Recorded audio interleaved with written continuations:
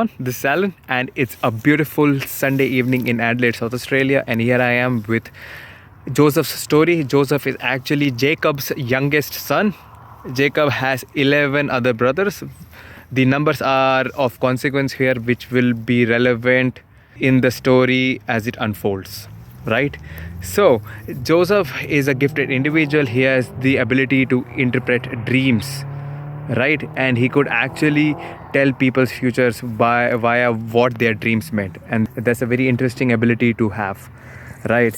So the thing with Joseph is that he would share his dreams with everyone, especially his family members, which led to them hating him, right?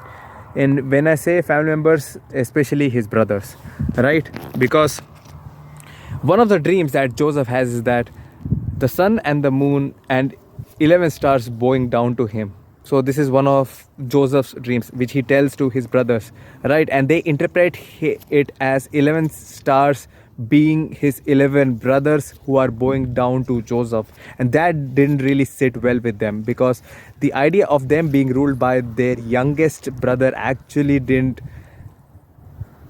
make sense to them, because obviously whose older brother would like to be ruled by the youngest? Because no matter what the familial connections are, there is this element of hierarchy, right? Because the elder always has the say, usually, right? If they are properly put together. That's a very important point too. Well, going ahead, and also to add salt to the wound, Joseph was actually Jacob's favorite son too.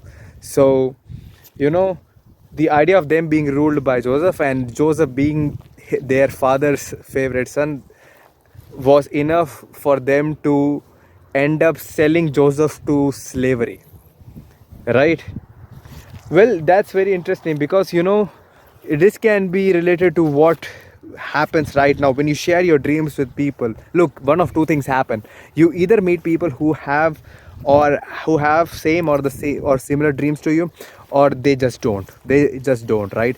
And the interesting thing is, once you start sharing your dreams with a group of people, you can see it in their faces how they're reacting to it, right? Because you can probably be possessed by so much enthusiasm of you sharing your dreams with those people, right? Because the thing is, because dreams are something that actually grips you from inside, right?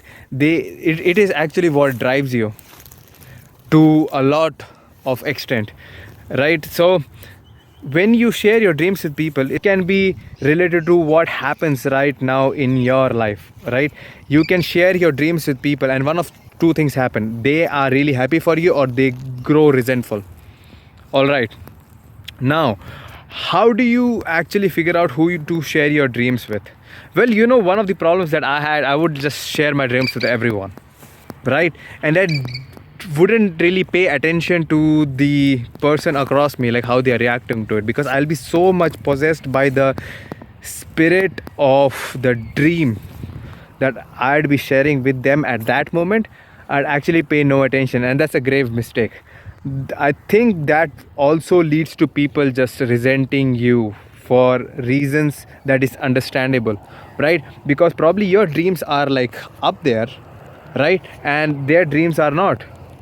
It actually casts a shadow on their dreams, and you don't want that to happen, because probably what they are holding onto is that dream of theirs, which is they thought that was good enough. But then you come across and then you share a bigger dream, and if they are not ready to accept it, it just ends up casting shadow over theirs, right? So you don't want to do that. Well, how to figure out who to share your dreams with? Well, I think the first thing that you can do is start paying attention to the person across you. All right, so how are they reacting? Do their eyes light up when you share your dream? All right, so that's the point number one that I'm looking out for now. All right, so the second point is that, well, they keep pushing you to go towards your dreams, right? And probably they will tag along with you. All right, because then everyone wins, and that's a good place to be, and that's the kind of people that I'm aiming to be with. And Why not, right? All right, so now Joseph is in Egypt. He's been sold into slavery. He's in his master's house because his master could see that God is with him. He actually granted Joseph dominion over his property, right? And then he ends up in jail again because of because of false accusations from his master's wife. All right, so there he meets two people. He meets the baker and the butler of the Pharaoh of the Egypt, right? And both of them have dreams, and Joseph interprets the dreams for them, right?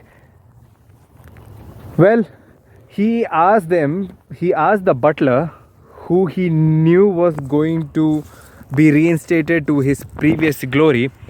He asked the butler to put in a good word for him to the Pharaoh, because no matter what situation you are, this just shows that, no matter what kind of situation you are in, if you just continue to struggle forward to get out of the bad situation, because that's what Joseph is doing. He's trying to get out of the bad situation, right? So he's getting all the help that he can. So he asked Pharaoh's butler to put in a good word for him to the Pharaoh, right? And that's very interesting, because things can go down, it's not just a uphill trend.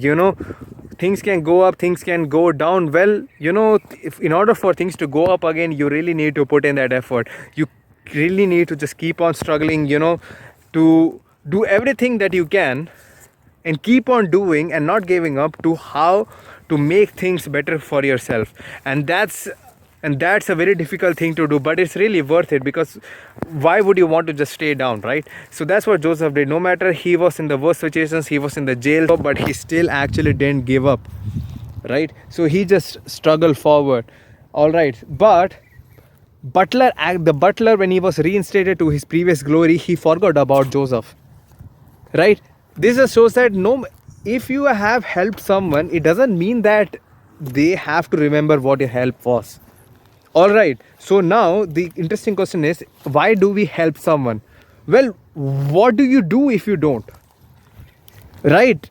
Because this would just make the world make the world a miserable place to live in, and no one wants that. Well, what's the idea then? The idea is to help as many people as you can, so that the consequence is less misery in the world. It's easy to give up on people, right? Because you don't want to do it, and you could just lock yourself, be not of service to people, and that doesn't really work out, because you just end up alone. You don't want that. Well, the thing is, you help as many people as you can, and probably one of them proves to be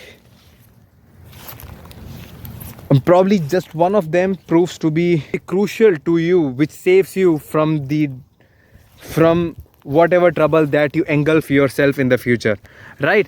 And again, it's not a guarantee, right? But probably it's not a good enough reason to stop helping people, because they might forget, they might not. Well, let's go ahead and see how it turns out, right? After 2 whole years, the Pharaoh actually has a dream. Then that's when the butler suggests Joseph to Pharaoh. Well, the butler did come in handy, didn't he?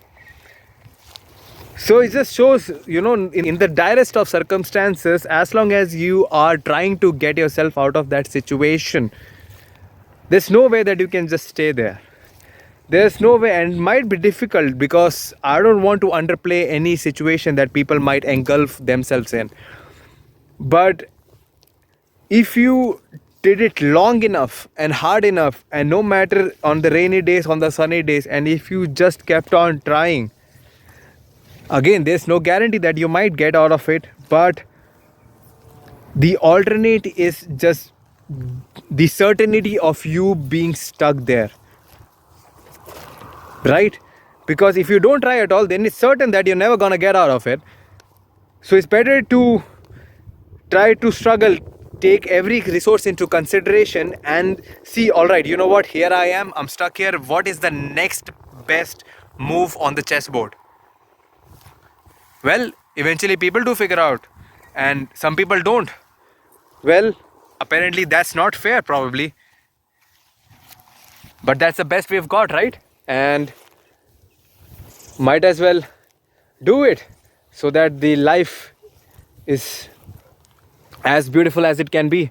Okay, so now Pharaoh was looking for someone to interpret his dreams, but he doesn't really find anyone in the land. So that's when the butler suggests Joseph to him. And when Joseph interprets Pharaoh's dream for him, Pharaoh makes him second in command to him. So basically he gives him the dominion all over the land of Egypt, and he actually treats him with so much respect. He says that, okay, you know what, now you're second to my command. In the interpretation actually saves the Pharaoh from 7 years of famine. So this means that if you just interpreted your dreams, if you knew what your mind is aiming at, right, it can probably save you from years of famine that you don't see coming, and probably people can help you interpret it. And that's the kind of people that you want to have around, because you know, you stumble across life and then you find the right kind of people, and probably that's the people that you want to trade with, who are aiming up with you, and that's the best kind of people to have. And it's not easy to find, apparently, right? So people spend their life searching for those kinds of people, and it's a good thing. But once you at least land at least one or two of them, man, probably that's good enough. The more people that you can take along with your journey of you achieving your life, and them having the similar goals as you, so you can probably help each other to build that castle, to build that dream of yours, and that everyone wins, because it's better to have more people with you along with the journey, so it's not as lonely when you are on the top. Well guys, thank you for the opportunity. This is Alan signing out. Have a good week.